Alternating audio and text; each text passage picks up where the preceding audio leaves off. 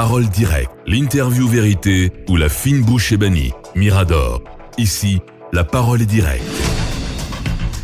La semaine dernière, le CNRD a annoncé coup sur coup le démarrage des assises nationales et la finalisation du processus de mise en place d'un cadre de concertation dans la deuxième quinzaine de ce mois de mars. Ces assises, qui se veulent des journées de vérité et de pardon, sont censées contribuer à la réconciliation des Guinéens. Leur tenue est jugée cependant inopportune face à d'autres enjeux plus pressants de la transition. Du coup, l'annonce de la mise en place d'un cadre de concertation semblait plutôt davantage être la tasse de thé des acteurs politiques.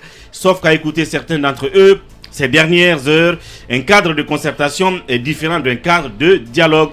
Alors, qu'est-ce qui inquiète tant dans la classe politique guinéenne? Faut-il craindre des frictions autour de la démarche menant à la fixation de la durée de la transition?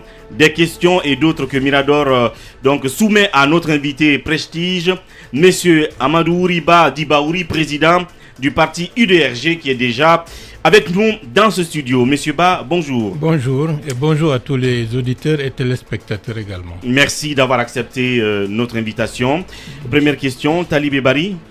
Monsieur Ba nous revient après quelques semaines peut-être d'absence du pays. Qu'est-ce qui explique donc ce long séjour à l'étranger? Que faisait M. Baouri à l'étranger? Vous savez, j'ai ma famille à l'étranger, ça c'est un élément important.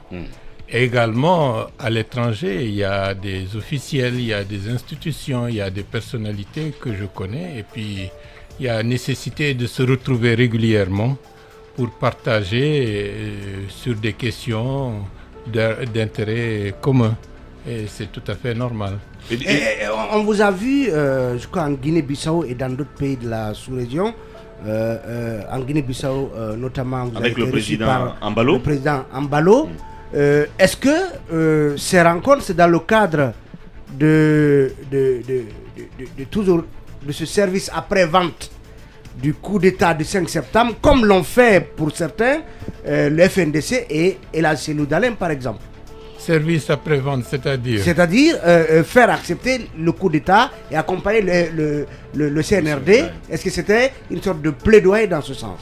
Vous savez, j'ai commencé dès le début, avant même que le gouvernement ne soit mis en place, avant la nomination du Premier ministre, d'aller au Niger, parce que je considère que le Niger, à travers la personne du président Issoufou, avait indiqué la route qu'il fallait engager pour que la Guinée évite la crise. Il n'avait pas été entendu. Donc pour moi, c'était rencontrer le président Issoufou, malgré qu'il ne soit plus en situation de responsabilité, mais son audience internationale est très grande, d'accepter, d'accompagner et de contribuer à ce que la transition guinéenne puisse suivre, un chemin qui serait moins tortueux pour nous permettre d'avoir ce que nous souhaitons, une transition apaisée et réussie. Je l'avais rencontré également le président Bazoum. À ce niveau-là, c'était pour plaider en faveur de l'accompagnement de la transition qui était en cours, d'expliquer pourquoi y a-t-il eu le 5 septembre, parce que dans une certaine mesure, il y avait des défaillances graves sur le plan institutionnel qui appelaient à des rectifications. Alors, du Niger à Bissau, je ne sais pas encore d'autres entités que vous avez pu rencontrer. Est-ce que vous y avez trouvé des oreilles attentives pour l'accompagnement, bien sûr, de la transition? Vous savez bien que d'une manière ou d'une autre, il y a des pays qui sont très attentifs à l'évolution de la Guinée, qui sont inquiets et qui souhaitent que la Guinée, depuis le 5 septembre et au-delà même, la Guinée a été un pays phare à partir de 1958. Ils voient avec beaucoup de désespérance le fait que la Guinée n'arrive pas à décoller. La Guinée est toujours engluée dans des crises et ils souhaiteraient que cette fois-ci, que ce soit vraiment une dynamique qui soit porteuse d'espoir et de réussite. Bien. Alors oui, Emmanuel. Monsieur Ba, je ne sais pas si c'était à votre absence, il y a eu le 8 mars, et le 8 mars, les femmes ont attiré l'attention du président de la transition sur la cherté des prix, de la vie en Guinée. Est-ce que vous comprenez cette alerte et est-ce qu'elle est liée au contexte actuel? Vous savez, parfois on parle trop de politique au sens politicien du terme. Tel a fait ceci, tel a fait cela. Tout cela, ça fait partie du jeu normal des institutions. Mais ce qu'on oublie de dire, c'est la situation financière et sociale très difficile que la Guinée est en train de traverser. On a fait comme si le départ du régime de M. Alpha Condé était suffisant pour régler les problèmes. Or, l'une des aspérités les plus sérieuses qui ont impacté négativement le régime de M. Alpha Condé, c'était la crise financière et par conséquent la crise économique et sociale. Et après le 5 septembre, les raisons et les réalités liées à cette crise financière et économique ne sont pas réglées. Et donc, plus le temps passe, plus la situation s'amplifie. Et c'est la raison pour laquelle il faut comprendre la complainte de la population qui traverse une situation très difficile. Et donc, cette population ne peut pas comprendre qu'on parle plus de politique au sens politicien du terme que de parler de la réalité, de la manière dont il faut contribuer à résoudre ces problèmes. Et le CNRD doit être à l'écoute et faire preuve d'attention parce que la situation telle qu'elle se présente actuellement va s'amplifier. Bien. La situation mondiale va accentuer la crise économique et financière que traverse le monde et à plus forte raison un pays comme le nôtre. La crise ukrainienne avec son impact sur le choc pétrolier qui est en train d'être constaté ou le choc gazier va impacter négativement, bien entendu. Donc ce sont des situations graves qui nécessitent qu'il y ait une entente interne pour nous permettre ensemble de faire face aux difficultés que la population va rencontrer sur le plan économique et social. Donc vous voyez, en allant dans le sens, disons, de la situation économico-sociale, il faut nécessairement avoir des réponses politiques et des attitudes politiques pour contribuer à résoudre les problèmes socio-économiques que la Guinée va traverser. Dans la même veine, et en parlant de réponses, et quand vous avez écouté le président Mamadi Doumbouya qui a invité les opérateurs économiques, qui dans son discours justement indexait la responsabilité des opérateurs qui créent la rareté des denrées ou de certains produits importés afin de spéculer par la suite. Et puis après, il a aussi parlé, Yacoumba le sait, des prix ou des taxes pratiquées sur le cordon douanier, en tout cas au port autonome de Conakry qui devrait changer. Est-ce que vous y voyez une des raisons de cette flambée des prix sur le marché? Vous savez, on est dans un environnement inflationniste qui ne dit pas son nom depuis très longtemps. Parce que le vrai problème, et ça, il faut que les Guinéens le sachent, c'est la gestion de la politique monétaire de ce pays. La gestion de la politique monétaire, jusqu'à présent, elle n'a pas fait preuve de rigueur, elle n'a pas fait preuve d'anticipation pour répondre aux besoins économiques de la Guinée. On a fait comme si c'était une situation de rente. On s'assoit dès qu'il c'est difficile, on engage la planche à billets, on paye des salaires et puis ce salaire, avec un pouvoir d'achat de plus en plus faible, va de soi impacter tout le monde. Et c'est la situation qu'il faut corriger. Corriger, cela veut dire avoir une meilleure capacité de collecte des ressources intérieures. Et là, il faut s'entendre avec la population pour que celle-ci accepte de payer des impôts, de savoir que les impôts, c'est pour lui permettre d'aller de l'avant, de régler des problèmes d'investissement, etc., etc. Ça, c'est un premier aspect. Et corriger les défaillances de l'administration, tant économique que globale, pour permettre à ce que les ressources de la Guinée soient bien gérées pour servir les Guinéens, pour servir l'économie nationale et nous permettre d'aller de l'avant. Mais si on se restreint seulement à des attitudes moralisatrices, ça ne suffira pas. Bien. Et je vais vous dire encore une chose. La situation malienne est un autre élément qui impacte la montée des prix sur le plan national. Ah bon? Vous savez, depuis très longtemps, il est plus intéressant d'aller vendre dans un pays qui a relativement une monnaie convertible comme le CFA, et vu le blocus que le Mali connaît aujourd'hui, certains, bien entendu, puisque c'est la recherche du profit et de la rentabilité possible. Oui, bien sûr. Une bonne partie de la demande globale guinéenne prend en compte une parcelle de la demande intérieure malienne. Donc l'un explique l'autre également. Donc c'est un ensemble global qu'il faut analyser et avoir des réponses pratiques sans pour autant avoir une attitude, j'allais dire, carrée, qui ne permettrait pas de résoudre les problèmes ou de rejeter la responsabilité sur une entité qui, dans une certaine mesure aussi, est victime fut-elle une entité des opérateurs économiques? Bien entendu. Bien. Alors, avant Mohamed Kaba, restons un peu dans la parenthèse de l'économie. Akoumba, est-ce que là-dessus, une observation ou une question? Je m'interrogeais sur l'augmentation des prix de première nécessité en Guinée, mais vous venez de m'offrir une piste de lecture, la piste malienne. Mais j'aimerais tout de même, après avoir noté les facteurs exogènes et endogènes sur l'inflation que nous vivons, que vous avez fait montre tout à l'heure, j'aimerais quand même vous demander si vous aviez une autre lecture en plus de celle malienne qui expliquerait le fait que le franc guinéen s'apprécie vis-à-vis du dollar, mais les coûts au niveau du marché ne baissent pas.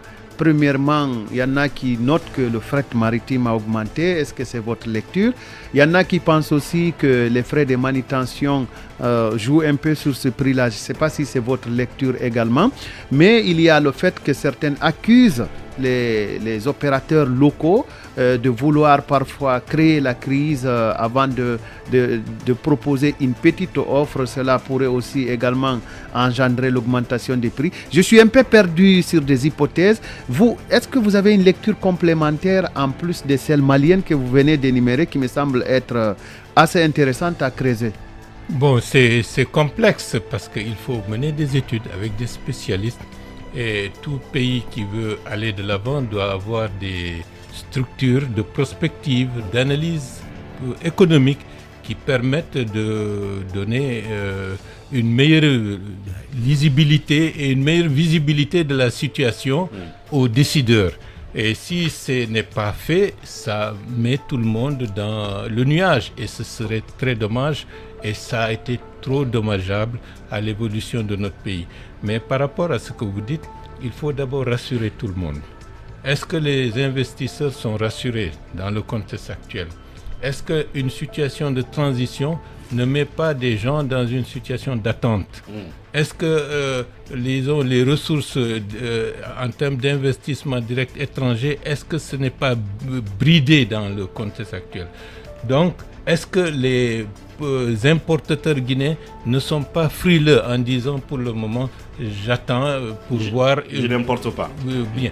Donc il y a tout cela qui entre en ligne de compte. C'est vrai qu'il y a une relative réappréciation du franc guinéen, peut-être liée à d'autres choses qui n'ont rien à voir avec l'importation et l'exportation. Peut-être ces choses auxquelles cela peut être lié, nous voudrions bien que vous les évoquiez en tant qu'économiste, mais juste après cette pause que nous sommes obligés d'observer, ce n'était que l'entrée en matière avec notre invité, M. Bahouri, et tout à l'heure nous nous retrouvons. Vérité ou la fine bouche ébanie, Mirador. Ici, la parole est directe.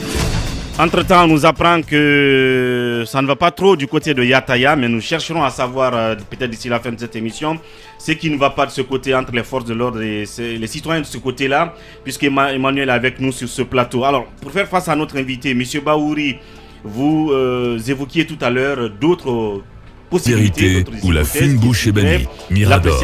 Ici, la parole est directe. Entre-temps, on nous apprend que ça ne va pas trop du côté de Yataya, mais nous chercherons à savoir, d'ici la fin de cette émission, ce qui ne va pas de ce côté entre les forces de l'ordre et les citoyens de ce côté-là, puisqu'Emmanuel est avec nous sur ce plateau. Alors, pour faire face à notre invité, M. Bahouri, vous évoquiez tout à du d'autres possibilités, d'autres hypothèses qui expliqueraient l'appréciation du franc guinéen par rapport aux devises qui ne seraient pas forcément dans sa globalité pour avoir. Certainement, il y a eu une meilleure indication de une diminution des avances au trésor. Tout à l'heure, il y a un aspect que j'ai l'habitude de faire, ça rappelle à la réalité, à raffermir certainement la déclaration de la société Rusal, mais bon, de mettre un chômage technique. Ce n'est qu'un aspect, près de 4000 travailleurs. Je savais que la situation monétaire, implications et des conséquences dans sa globalité pour avoir la crise ukrainienne. Une meilleure indication de ce qui se fait. C'est triste. Tout à l'heure, il y a un aspect que c'est dans une certaine mesure à la réalité. C'est la déclaration. Ça me met en colère. Colère contre quoi? De mettre un chômage technique. Le fait que pendant des décennies et des décennies, on n'a pas fait ce qu'il fallait. Des conséquences de la. Aujourd'hui, l'aluminium sur le marché international est une denrée stratégique majeure, dont le coût ne fait que monter. Dans une certaine mesure, nous sommes le pays qui a en termes de réserve en bauxite le plus important du monde. Et on a été incapable. Pendant près de 50 ans, que pendant des décennies et des décennies, on n'a pas fait ce qu'il fallait commencer au début des années 60. Aujourd'hui, l'aluminium sur le marché international est une denrée stratégique majeure à une production dont le coût ne fait que monter.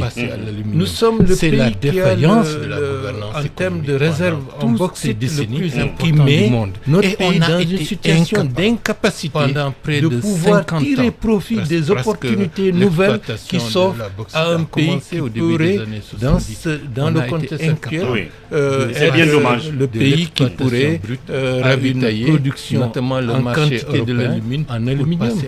Maintenant, c'est la défaillance du jour au lendemain. C'est la raison pour laquelle la situation des notre pays dans une situation d'incapacité devrait pouvoir tirer profit des opportunités nouvelles qui s'offrent, de se rendre compte qu'on n'a plus le temps de jouer à la finance. C'est bien dommage. Jouer à des qui pourraient ravitailler les problèmes à bras le corps et savoir ce qu'il faut faire avant que la situation du jour au lendemain. C'est la raison pour laquelle on espère que cet appel et cette interpellation sera entendu. Mohamed Kaba, Monsieur Ba, vous ne laissez pas passer inaperçu. Vous êtes rendu au domicile privé de M. Seloudalen Diallo récemment. Quel était le sens de cette visite? De jouer à des jeux politiciens. Nous sommes dans un environnement à bras le corps. Et savoir ce qu'il faut faire avant que la situation ne soit encore beaucoup plus difficile. Tout à fait bien. Logique. On espère que cet appel et cette interpellation sera entendu. Mohamed Kaba, pour terminer. Monsieur Ba, vous ne laissez pas passer inaperçu. Vous êtes rendu au domicile privé de M. Seloudalen Diallo récemment. Quel était le sens de cette visite? Vous savez, nous sommes dans un environnement africain. Et là, dès que vous avez un malheur, il va de soi que les condoléances à El Hadj Mamadou Aliou Ambiance. Pour ceux qui ne le savent pas, El Hadj Mamadou Aliou Ambiance, c'était pratiquement le bras droit de certaines mesures pour consoler. Pendant une longue période de mouvements politiques, de début de la démocratisation, qui sont décédés. C'était un personnage qui était certes dans l'ombre, mais qui a joué un rôle pour accompagner le doyen Ba Mamadou et qui m'a accompagné également contre vents et marées, qui m'a toujours accompagné. Et donc, suite à son décès, du doyen Ba Mamadou, une dizaine de jours, pendant une longue période de mouvements politiques, de début de la démocratisation, de mon côté également, un personnage qui était certes dans l'ombre, mais qui a joué remercié d'abord pour accompagner présenter les condoléances et qui m'a accompagné également contre vents et marées, qui m'a toujours accompagné. Et donc, suite à son décès, il y a à peine une dizaine de jours, le couple d'Alain avait été venu présenter les condoléances, puisque la justice est en train de mon côté également. Je n'ai pas fait de commentaire, remercier d'abord et présenter les condoléances pour le décès du maire qui s'abstenir de faire des déclarations à ce sujet. Mais ce qu'il faut dire, la récupération des biens publics qui affectent le couple par le CNRD est un principe juste, ce que j'ai dit à ce niveau-là, qu'il y ait la méthode, que la justice et qu'il y ait le principe du droit, ce dossier, il faut suivre les procédures qui permettent de ne pas, disons, créer des actions dommageables au principe de faire des droits de l'homme. Mais ce qu'il faut dire, que la récupération des biens publics, quel qu'il soit, par le CNRD, est un principe juste dans les esprits. Il faut qu'il y ait la méthode qui a parlé au nom du principe du droit comme président de la procédure qui permettent de ne pas, disons, créer des actions dommageables au principe de faire de les mettre, quelle que soit la situation. Et lorsque quelqu'un a été responsable, de les mettre dans une situation où ils peuvent être victimes d'une détérioration de l'image, parce que qui a parlé au nom de l'autorité de l'État. Donc le mot que vous voulez dire, c'est d'éviter les humilier. Bien entendu. C'est le principe qui nous a guidés. Lorsque le président Alpha Condé a été déchu de les mettre, quelle que soit la situation qui se pose, il faut assurer son intégrité physique et ne pas chercher à l'humilier. Et nous restons dans ce principe parce que c'est valable pour qui que ce soit, c'est l'autorité de l'État. Tout le monde est justiciable. Cela ne veut pas dire qu'il faut se déroger. Bien entendu, à la justice, c'est le principe qui nous a guidés. Parce que ça n'honore pas la collectivité. Si des personnes qui ont parlé et agi au nom de la Guinée à un moment donné, assurer son intégrité manière et ne pas chercher à l'humilier. Et nous restons dans ce principe. C'est valable pour qui que ce soit. Et tout le monde est justiciable. Cela ne veut pas dire qu'il faut se déroger à la justice, mais il faut savoir comment le faire parce que ça n'honore pas la collectivité. Si des personnes qui ont parlé et agi au nom de la Guinée à un moment donné sont traitées qu'est-ce que vous en dites? Est-ce un pouce des orphelins comme le titre L'Observateur? Mamadou Djambal. Non, bon, personnellement, à titre personnel, j'ai d'excellentes relations avec où séjour un psychodrame depuis la désignation de l'ancien Premier ministre. Sur la scène politique, c'est autre chose. Provisoire. Mais la situation des RPG, qu'est-ce que vous en dites? Il y a des voix. Est-ce un pouce des orphelins comme le titre L'Observateur? Le président. Non, bon, personnellement, à titre personnel, j'ai d'excellentes relations de la gestion de RPG depuis très longtemps. Il l'a pas fait, Fofana.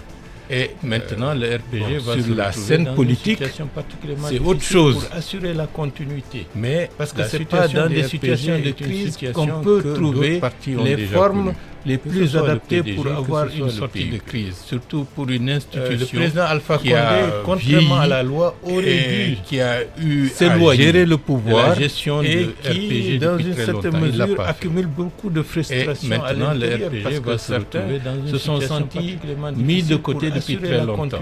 Mais bon, parce que ça, c'est la responsabilité et la réalité du RPG. Une institution qui appartient à ce vieux monde dont vous aviez prédit une institution qui a lors de votre précédent passage ici, qui a eu avant même à gérer le pouvoir, bien entendu, vous savez, dans une certaine mesure, accumule beaucoup de frustrations. Les anciennes idées, les anciennes méthodes, se sont la façon de faire, mis de côté depuis très longtemps, doivent changer fondamentalement. Ça, c'est la responsabilité et la réalité des RPG. Une institution pas le genre de la révolution culturelle de Mao. Non, pas du tout. Mais c'est quelque chose qui est déjà en train de se faire.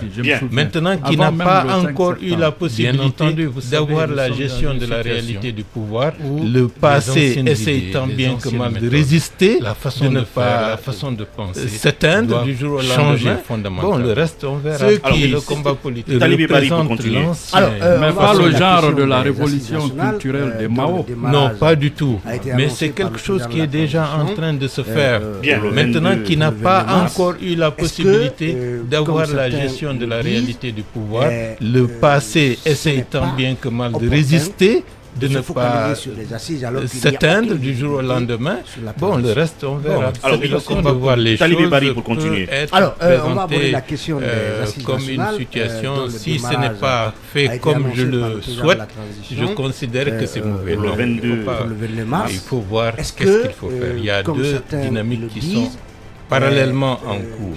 Il y a les assises qui vont démarrer le 22 mars, mais il y a également la mise en place du cadre de dialogue ou du cadre de voir les choses qui est en train aussi de présenter comme une situation. Si ce n'est pas fait comme je le souhaite, je considère que ça va rencontrer les différentes coalitions. Il faut voir à partir d'aujourd'hui, dynamique jusqu'à parallèlement mercredi. Il y a les assises qui vont démarrer le 22 mars, mais il y a également Deuxièmement, la mise en place du cadre de dialogue ou du cadre de poser les problèmes de la transition, de la manière dont il faut l'aborder et des problématiques qui seront posées à ce niveau-là. Donc il faut accélérer cela. À partir de deuxièmement, jusqu'au mercredi, les questions essentielles, notamment la durée de la transition, le cadre de dialogue fera l'objet, disons, d'une concertation ou d'un accord entre les forces de la transition, de la manière dont il faut, par extension, l'aborder et des problématiques qui seront posées à ce regroupées politiquement et institutionnellement au niveau du CNT. Deuxièmement, tel est le cas, l'essentiel, que les questions essentielles, notamment plus rapidement, pour nous permettre de passer en revue les vrais problèmes. Et les vrais problèmes, c'est la situation économique, c'est la situation sociale. Et si tout le monde est rassuré par extension à la feuille de route globale de la transition, sont regroupés politiquement et institutionnellement au niveau du CNT, pour que chacun s'attelle à ce qu'il considère l'essentiel. Alors, vous avez été ministre de la Réconciliation. Beaucoup plus rapidement pour nous permettre de passer en revue les vrais problèmes. Quel doit être le canevas? C'est la situation économique. Vous savez, il y a eu beaucoup de travaux qui ont été faits. Et si tout le monde est rassuré par rapport à la feuille de route globale de la transition, je pense que les esprits vont ausculter les problématiques de la société pour que chacun s'attelle à ce qu'il considère être prioritaire. Alors, vous avez été ministre de la Réconciliation en République Guinée. Quel modèle proposez-vous au CNRD par rapport aux assises nationales? Quel doit être le canevas? Vous savez, il y a eu beaucoup de travaux qui ont été faits par le passé. Monsieur Michel Camano avait piloté à un moment donné pour faire des caravanes à l'intérieur du pays sans ausculter les problématiques de la société. Il y a des documents qui existent pour nous permettre d'avoir une certaine idée à un moment donné des problématiques qui se posent. Mais jusqu'à présent, ces travaux ne sont pas exploités. Il y a eu la Commission nationale provisoire de la réconciliation nationale qui a été mise en place durant le premier mandat, qui a fait des caravanes rapports s'enquérir. Par la suite, il a été dit qu'il y aurait une commission nationale définitive. Jusqu'à présent, ça nous permet d'avoir une certaine idée à un moment donné des problématiques qui se posent. Mais jusqu'à présent, faire la synthèse de tout cela et mettre à la disposition de ceux qui vont organiser les nouvelles assises de ces éléments pour ne pas aller n'importe comment, pour ne pas remuer encore les mêmes problèmes qui ont été déjà évoqués par la suite. Il a été dit qu'il y aurait une commission nationale définitive. Jusqu'à présent, ça n'a pas été fait. Et donc, il y a eu des travaux, il y a eu des concertations. Ce n'est pas inutile d'organiser des assises, faire la synthèse de tout cela et mettre à la disposition de ceux qui vont organiser les nouvelles assises de ces éléments pour ne pas aller n'importe comment, que ce qui est en remuer encore les mêmes va dans le sens de la remise en force de l'ordre constitutionnel et de manière apaisée et de manière... Moi, je considère que avant d'arriver là, vous parlez des assises nationales, mais il y a également le cadre de concertation qui se dessine là, et vous l'avez dit à partir d'aujourd'hui, certainement vous commencerez, vous, politique, à rencontrer le ministre de la tous les acteurs, ce qui est en train d'être fait, je crois que votre parti est signataire de cette déclaration des 58 de l'ordre constitutionnel. Est-ce que cela, et de manière de ce cadre de concertation atténuerait un peu, avant d'arriver là, vous parlez des assises nationales, mais il y a également le cadre de concertation qui se dessine là, et vous l'avez dit à partir d'aujourd'hui. Certainement, vous commencerez, vous, politique, à rencontrer le ministre de l'administration du territoire. Là-dessus, je crois que votre parti est signataire de cette déclaration des 58. Logique. Est-ce que cela, de manière de l'annonce de ce cadre de concertation atténuerait un peu votre volonté d'aller vers les manifs qui ont été annoncés? Bon, le ton peut-être rapidement. C'est-à-dire lorsque dans des déclarations, il y a des réflexes, avoir un texte qui satisfasse individuellement chaque part de l'habitude. Il faut faire des concessions. Mais globalement, ce que je dois dire, il ne faut pas regarder ce change de logique. Ce texte qu'on change de manière de faire. C'est une demande, c'est une sollicitation d'organiser, disons, de manière beaucoup plus concertée, disons, l'organisation de la transition. C'est ça. Bon, maintenant, le reste, individuellement, chaque partie, c'est des questions que je considère. Mais globalement, ce que je dois dire, la demande essentielle, organisons-nous, retrouvons-nous, écoutons-nous, partageons, concertons-nous, allons d'organiser, apaiser pour que la Guinée évolue dans le bon sens. C'est la meilleure lecture. Il ne faut pas s'attarder sur si on ne fait pas ça, le reste, tout cela, c'est des questions que je. Il nous reste pratiquement 4 minutes avant de laisser partir notre invité, Talibé Barry, pour continuer. Organisons-nous, retrouvons-nous, écoutons-nous, partageons, concertons-nous, allons dans une dynamique apaisée pour que la Guinée évolue dans le bon sens. C'est la meilleure lecture.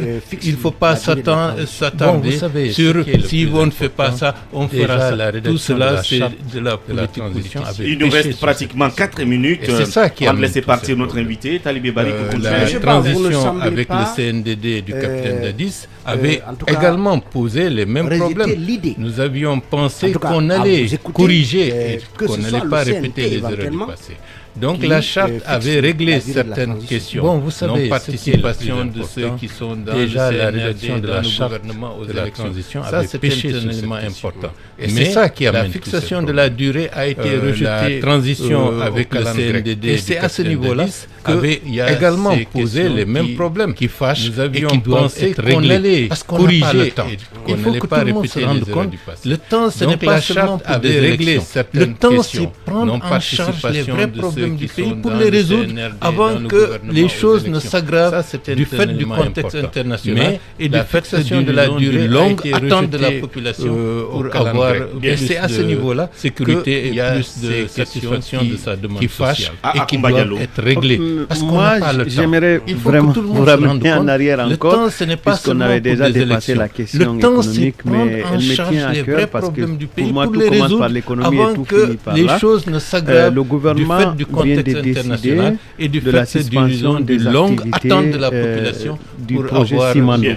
Et vous étiez en train tout à l'heure de regretter le fait qu'on va perdre des emplois au niveau de Roussal. J'aimerais vraiment vous ramener en arrière encore, puisqu'on avait déjà dépassé la question économique, mais est-ce que la suspension des activités tout commence par l'économie et tout projet Simandou, le gouvernement vient de décider, ou est-ce que vous auriez trouvé des alternatives? Je note que les opérateurs locaux reprochent quand même tout à l'heure de regretter d'avoir distribué, on va perdre des emplois au niveau du corridor, décrit un diagnostic, notamment des entrepreneurs affiliés à CRCC. Est-ce que la suspension des activités, mais vous, quelle est votre lecture? Quel aurait été votre conseil? Convient-elle? Ou est-ce que vous auriez trouvé une autre alternative? Je note que les opérateurs locaux reprochent quand même à Winning Consortium Simandou d'avoir distribué les lots le long du corridor à des entreprises chinoises, notamment des entreprises affiliées à CRCC, contrairement à ce qu'on a lu dans certains médias. Mais vous, quelle est votre lecture? Quel aurait été votre conseil? Je rappelle que nous avons 2 minutes. Ce que je dois dire, le président Alpha Condé a raté une grande opportunité. Faire en sorte qu'il y ait, lorsqu'il est arrivé au pouvoir, le chemin de fer Conakry, c'était à une période où il fallait prendre certaines décisions, d'aller dans pour des raisons de l'exploitation. Personnellement, je ne comprends pas. Tout a été mis de côté. Et ça impacte aujourd'hui notre capacité de résilience et nos réponses par rapport à la situation régionale et à la situation économique. Il faut que la Guinée se rende compte que les va-et-vient découragent tout le monde. Bien. À partir de là, on perd notre crédibilité. Si quelque chose a été fait par le prédécesseur, essayez dans une certaine mesure voir, et ça de manière négociée, notre capacité de résilience on peut et corriger et non pas par rapport à la situation régionale qui risque de discréditer. Il faut que la Guinée se rende compte d'aujourd'hui et de demain dans leur capacité de négociation future, parce que de là, on perd notre crédibilité. Si quelque chose a été fait par le prédécesseur, ce n'est pas M. X qui va être simplement victime, c'est l'ensemble des Guinéens qui en seront victimes. Et demain, après la transition, on le sera vu également avec les regards dont les autorités guinéennes d'aujourd'hui et de demain, dans leur capacité de négociation future. Il y a eu, par exemple, lorsque l'image est détériorée sur le plan international, ce n'est pas M. X qui va être simplement victime, c'est l'ensemble des Guinéens qui qui en seront victimes. Et demain, après la transition, on sera vu également avec les regards dont d'autres responsables se sont comportés. Et ça, c'est essayons de corriger au lieu de braquer tout le monde contre nous. Si on le fait, on risque d'être toujours à la traîne. Et ce n'est pas étonnant qu'on soit à la traîne. Le Maroc est une puissance régionale. Pour 30 secondes de réponse. Qu'est-ce que vous pensez des actions jouent un rôle très important. Ils sont présents à Dakar aujourd'hui. C'est très important. Je pense qu'il fallait s'attaquer le plus rapidement à ce qui est urgent, à ce qui est frais. Parce qu'à partir de ce moment-là, on peut récupérer. Si on le fait, on risque d'être toujours à la traîne. Et ce n'est pas étonnant qu'on soit à la traîne. La toute dernière question, consolider la situation. Qu'est-ce que vous pensez des actions les anciens dossiers, comme on dit que les biens publics, je pense qu'il fallait s'attaquer le plus rapidement à ce qui est urgent, à ce qui est frais. Parce qu'à partir de ce moment-là, on peut récupérer, disons, des manière la plus ressources pour donner qui pourront être utiles pour consolider la situation, un chronogramme, donc, et puis pour être efficace. Les anciens dossiers, l'argent qui est en train peut-être le patrimoine public est inaliénable et imprescriptible. Vaut mieux rattraper ça que de passer son temps sur des dossiers. Moi, je ne dis pas d'enterrer, non, mais il faut avoir des priorités par rapport à l'intérêt national et pour une meilleure efficacité de l'action judiciaire. Et d'ailleurs, pour vous compléter, aujourd'hui sont convoqués devant la CRIEF M. Bangali Mati, directeur général de EDG, et son responsable financier. Ils devront comparaître devant la Chambre de l'instruction. C'est du nouveau quand même, mais j'espère qu'on ne va pas nous couper l'électricité aujourd'hui. Mais je considère qu'il faut avoir des priorités par rapport à l'intérêt national et pour une meilleure efficacité de l'action judiciaire. Et d'ailleurs, pour vous compléter, aujourd'hui, ils sont convoqués devant la CRIEF. M. Bangali Mati, directeur général de EDG, et son responsable financier, ils devront comparaître devant la Chambre de l'instruction. C'est du nouveau quand même, mais j'espère qu'on ne va pas nous couper l'électricité. Je considère que c'est valable pour maintenant, comme c'est une leçon pour ceux qui viendront après. Ce qui est en train d'être fait, il doit rendre compte. Parce que les autres régimes ne l'ont pas fait. Les autres régimes l'ont fait l'audit de la manière la plus opportune, notamment de la Banque centrale, avec un audit de l'argent public. On verra beaucoup de cadavres qui sont dans les caveaux, même qui pourraient nous permettre pour maintenant, comme c'est une leçon pour ceux qui viennent entièrement, comment corriger la suite de l'évolution de nos pays, parce qu'on est en train de perdre beaucoup de et on fait l'audit de la manière la plus opportune, notamment de la Banque centrale, avec un audit international. On verra beaucoup de cadavres qui sont mais en tant qu'ancien de la BCG, qui pourrait permettre de savoir économiquement, merci M. Baouri, comment corriger cette reprise, je vais dire, de sa rentrée politique. Parce qu'on est en train de perdre c'était un plaisir de vous avoir reçu. Non, c'est un plaisir et puis je vous souhaite, disons, une bonne continuation, comme si c'était tout le monde se rende compte que l'espace, les cavernes d'Alibaba. Mais vous, en tant qu'ancien de la BCG, si on vous appelait pour la Banque centrale, on ne peut plus évoluer à Cuba. Sincèrement, merci M. Baouri pour cette reprise, je vais dire, de sa rentrée politique. Merci de me passer le terme. C'était un plaisir de vous avoir reçu. Non, c'est un plaisir et puis je vous souhaite, disons, une bonne continuation. Merci Tokora. Que tout le monde se rende compte que l'espace audiovisuel, l'espace médiatique est en train d'impacter l'évolution de la Guinée. Absolument. Et il faut que tout le monde l'accepte. Parfois, on n'est pas content à titre personnel ou d'autres peuvent ne pas être contents, mais il faut faire avec. C'est par ce biais-là que la démocratie devient une réalité et vous faites votre travail et on vous souhaite bonne chance. Merci Tokora.